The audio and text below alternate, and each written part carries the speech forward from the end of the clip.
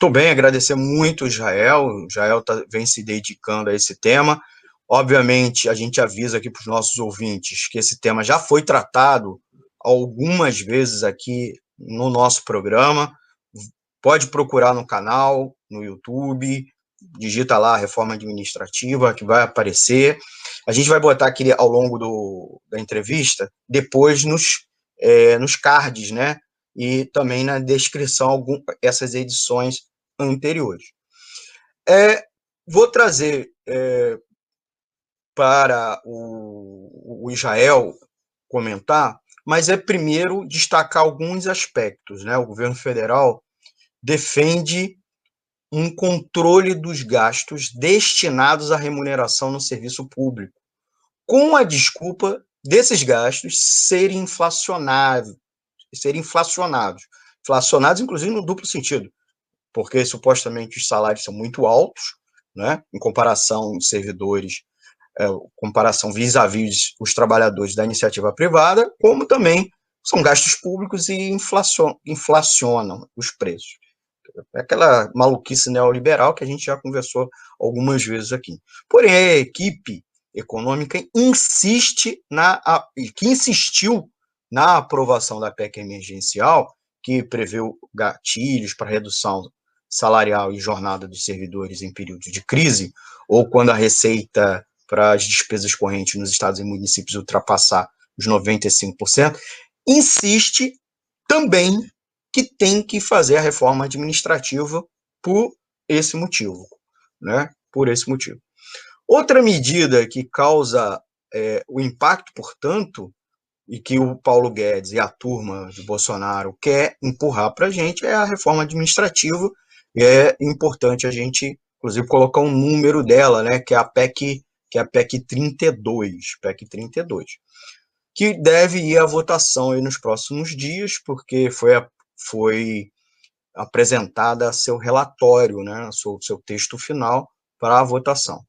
Para eles, para a base do governo e para o próprio governo, a proposta é bem abrangente, porque ela busca a reestruturação do serviço público e, para eles, é urgente dentro desse contexto da agenda do governo, da agenda de modernização do Estado e de redução do Estado para permitir a ampliação do tal PIB privado, né?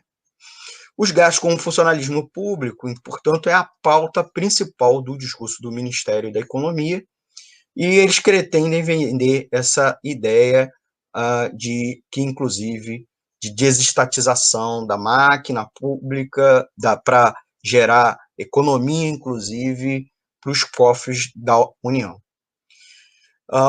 Mas o curioso que há um pouco menos de um mês, um relatório da Secretaria Nacional do Tesouro Nacional, da Secretaria do Tesouro Nacional, apontou que os gastos com servidores públicos federais ativos representaram uma queda de 3,7%, e que são um dos menores percentuais no orçamento da União. Orçamento esse que a gente está vendo que está sendo votado, inclusive, no dia de hoje da gravação aqui do programa, dia 25 de março.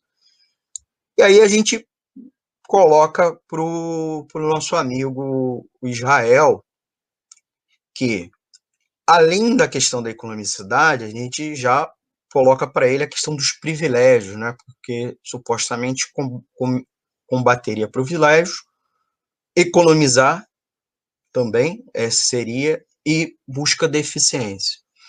Vou começar pela primeira pergunta, né? Que é a pergunta que talvez seja a mais intrigante, inclusive está no título do programa de hoje.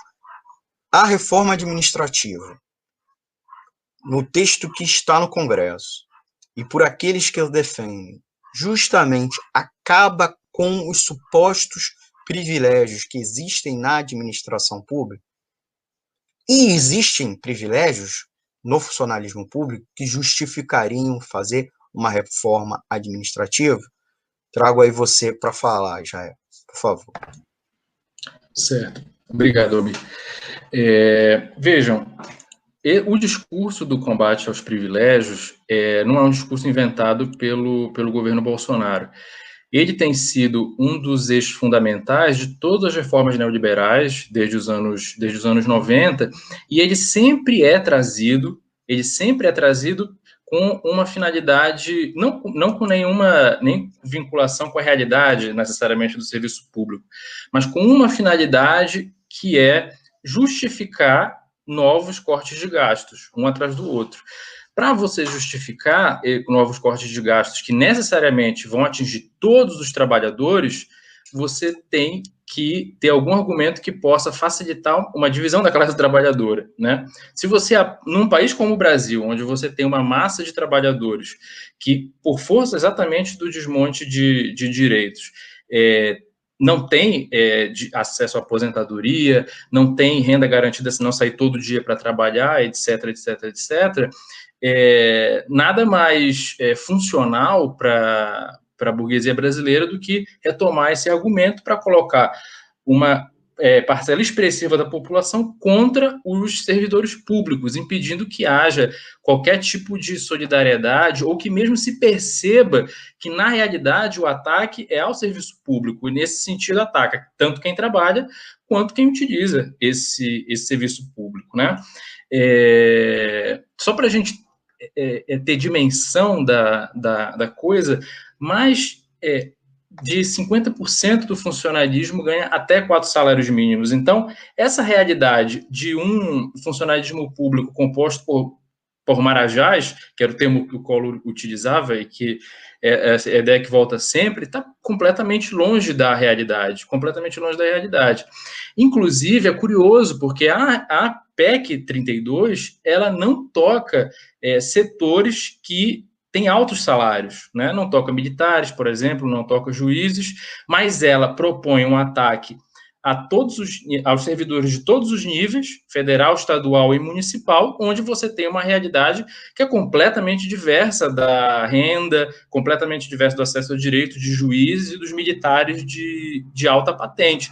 Então, não, ela não ataca direitos, ela não toca quem você poderia dizer que tem privilégio no serviço público. Ela ataca o conjunto da classe trabalhadora, tanto quem trabalha quanto quem vai sofrer com a piora nos serviços públicos, né? Independentemente de ser trabalhador de qualquer setor. Thaís, você quer fazer uma pergunta? Ele respondeu tão rápido que eu até tinha esquecido de desligar o microfone aqui. Foi muito sucinto mesmo. Mas, assim, para a gente entender um pouco melhor, eu acho que é interessante pensar, assim, das propostas que estão sendo feitas, quais os efeitos que ela pode gerar na prática, né? Para a gente concretizar um pouco a lei. Pelo que eu estudei aqui para fazer o programa, a PEC cria novas formas de contratação, por exemplo, que vão influenciar o serviço público na ponta. Até porque serviço é isso, quando a gente pensa em serviço público, a gente imagina um tal de um burocrata, um marajá, que está ali numa sala de escritório com ar-condicionado, fazendo nada o dia inteiro, só que a maior parte dos servidores na prática é professor, enfermeiro, né? É gente bastante mais próxima da gente. Mas é isso.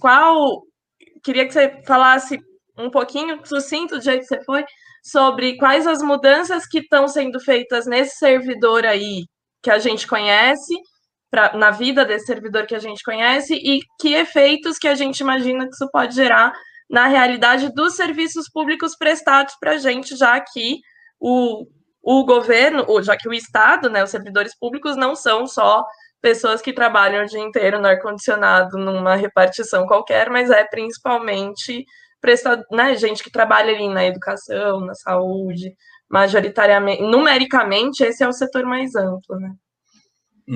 Pode sim. ser? Pode. Essa questão dos vínculos que você citou, o texto da PEC propõe a criação de novos 5 vínculos, ou seja, forma de você contratuar, digamos assim, de trabalho com o serviço público. Tá?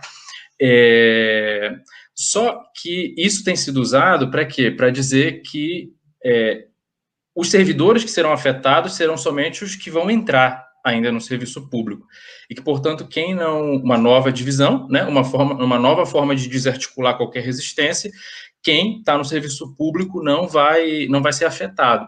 Mas o texto traz um elemento, não só do ponto de vista de direitos trabalhistas, mas do ponto de vista político, também sindical, muito preocupante, que é a possibilidade de demissão pela avaliação de desempenho. E isso não afeta só quem vai entrar, isso afeta qualquer um. Não é que não haja avaliação de desempenho, há essa lenda, não há qualquer tipo de preocupação com o desempenho, não é verdade, né? Só que o texto propõe novas formas de avaliação de desempenho, sem exatamente dizer como serão, mas vincula diretamente a essa possibilidade da demissão. Portanto, essa é uma forma em que a PEC toca diretamente quem já está no serviço público, e, naturalmente, quem ainda vai entrar, né? No caso de quem ainda vai entrar, uma das coisas que eu poderia destacar aqui nesse tempo é a questão do vínculo de experiência, né? Significa que o servidor ele vai adquirir a estabilidade, poderá adquirir a estabilidade após esse período de 1 ano trabalhando lá, esse chamado vínculo de experiência, e a partir da avaliação de desempenho. O que é preocupante? Não há nenhuma, tanto para quem já está quanto para quem vai entrar, não há na PEC nenhum tipo de definição do que é esse desempenho, esse bom desempenho, né? Isso abre a possibilidade de você, por exemplo, utilizar essa avaliação de desempenho como um instrumento de perseguição política. Por exemplo, se eu faço greve, se eu reivindico meus direitos no meu local de trabalho, isso entra de alguma forma na avaliação do desempenho? Não é definido, né? Mas, na medida em que isso entra de maneira genérica e, portanto, dá um espaço muito grande para o gestor definir o que vale e o que não vale, evidentemente que, além da possibilidade de demissão, você também coloca nas mãos do governo e dos governos, porque essa é uma alteração na Constituição, né, de futuros governos, um poder político um potencial político de perseguição muito, muito grande, né? Então, desse ponto de vista, ela afeta, são coisas que são importantes destacar de como ela afeta os servidores. Não só o governo federal, né? Porque vai afetar qualquer prefeitura, né? Porque acho que para quem trabalha nos níveis inferiores, principalmente prefeitura, né? É mais sensível, às vezes, à perseguição política, né? Você não fez campanha, então a sua avaliação é negativa. Você não fez campanha para reeleição prefeito. É muito difícil de dimensionar, me parece, né? Só para agregar o debate. Exatamente, não é à toa que há esse discurso dos privilégios busca colar com a imagem de um servidor público que viveria encastelado em Brasília, né? Que viveria essa imagem que você falou do ar-condicionado.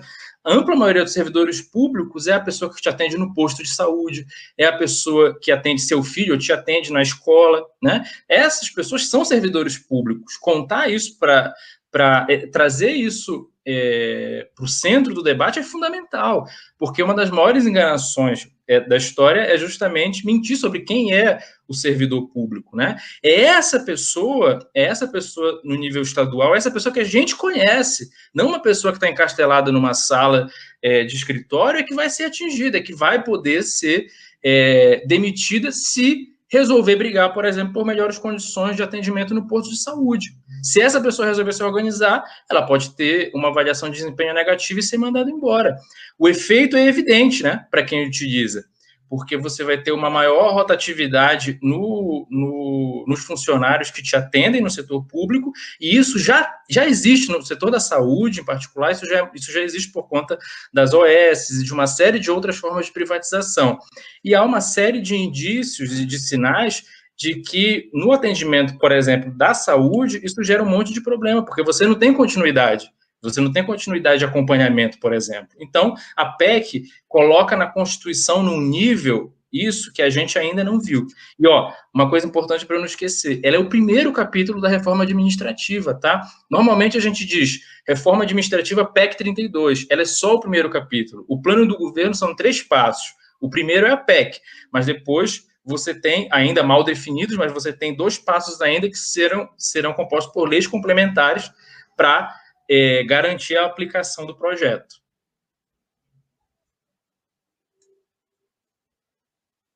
Joia. Quer falar, Thaís? Pode falar. Não, fala. Eu já falei um monte aqui. Bom, não, pensando assim, nesse contexto todo, então a gente pode ter um prejuízo, aumento da rotatividade dos servidores e servidores mais desengajados, mais preocupados em agradar o chefe do que em fazer o seu próprio serviço no serviço público, mas assim, a gente tem um pouco a dimensão de quais os impactos que a reforma administrativa pode ter na economia do país como um todo, porque uma grande justificativa com a PEC, né, fazendo essa limpeza no serviço público, o Estado pode ter mais recurso para aplicar na economia, para outras coisas que a gente precisa, para investir em educação, saúde, etc. Vocês que se debruçaram mais sobre o tema, o que vocês estão imaginando que vem a partir dessa alteração legislativa? Olha, desse ponto de vista, a palavra-chave é uma palavra feia, subsidiariedade, que está no texto da PEC, mas que ela tem um conteúdo fácil de entender. Ela significa o seguinte, o Estado passa a ser um acessório num nível constitucional não visto até agora para o investimento privado. Então, a PEC o projeto traduz de maneira bastante profunda e radical as políticas parciais que o governo tem tido, né? Então, ao fazer essa operação de introduzir como uma característica do serviço público, a consequência que se oficializa num grau até inédito, num certo sentido, que o Estado só faz aquilo que a iniciativa privada não interessar. Isso significa o seguinte, que os serviços públicos vão estar relegados ou ao interesse de lucratividade, ou vão estar relegados a um Estado que vai ter uma capacidade de investimento muito pequena, né, para, na verdade, garantir direitos. Então, a verdade é que a 32, como a emergencial e tantas outras medidas do governo, elas são um desvio de recursos públicos oficializado para a dívida pública. Então, você não vai ter mais recursos. Não adianta reter salário de servidores, não adianta simplesmente aumentar a rotatividade, porque esse desvio de recurso público não vai para construir hospitais, construir escolas, né? Ele vai para pagar a dívida pública. E quem tiver dúvida disso, quem achar que isso é uma avaliação ideológica, convido a olhar o próprio texto da PEC, porque eles não mentem no texto da PEC. Eles dizem literalmente. No caso da PEC emergencial, é literal, está escrito lá. Da 32 é a mesma coisa. Não, é interessante também comparar o texto da PEC com a Constituição do Chile, né? Que é uma Constituição que também tem essa definição de que o Estado é subsidiário. É totalmente... É um modelo bastante oposto ao modelo da Constituição de 89, né? Que era uma Constituição cidadã, que fala dos direitos que o cidadão tem. Com certeza. A PEC, ela expressa uma... É bom que a gente tenha noção disso, para além da... É óbvio que ela tem os temas específicos, as preocupações que os servidores têm, que mesmo os usuários do serviço público podem ter, mas a gente tem que ter uma noção bastante cristalina do significado histórico que tem a PEC, né? Eu nem gosto de falar desmonte do Estado, né? Que ela faz um desmonte do Estado. Eu acho melhor a gente dizer que ela está reconfigurando o Estado para ser ainda mais um aparato utilizado pelos grandes grupos econômicos para aumentar sua lucratividade no país. Na medida em que a gente tem um processo de recolonização do país, quase uma crise civilizatória que se expressa no desmonte da Constituição, né, que se expressa na barbárie que a gente vê nas grandes cidades do país, esses elementos particulares buscam mudar as instituições estatais justamente para fazer com que elas sejam adequadas a um país do qual só se quer exportação de commodities, pouquíssimo, e uma mão de obra extremamente barata para as empresas internacionais. Esse significado histórico, eu queria deixar aqui, eu sei que a gente tem pouco tempo, mas para quem nos ouve, esse significado histórico é fundamental. ela é muito mais, ela significa muito mais que ataque à estabilidade, ela é a PEC da rachadinha, porque nesses novos contratos ela vai facilitar que você, ela vai, na verdade, virtualmente acabar com a contratação por concurso público, ela vai atingir o bolso do servidor, atingir quem está na ponta do serviço, mas ela vai principalmente aprofundar esse processo de barbárie que nosso país tem vivido, né? O governo Bolsonaro é bastante radical nesse aspecto.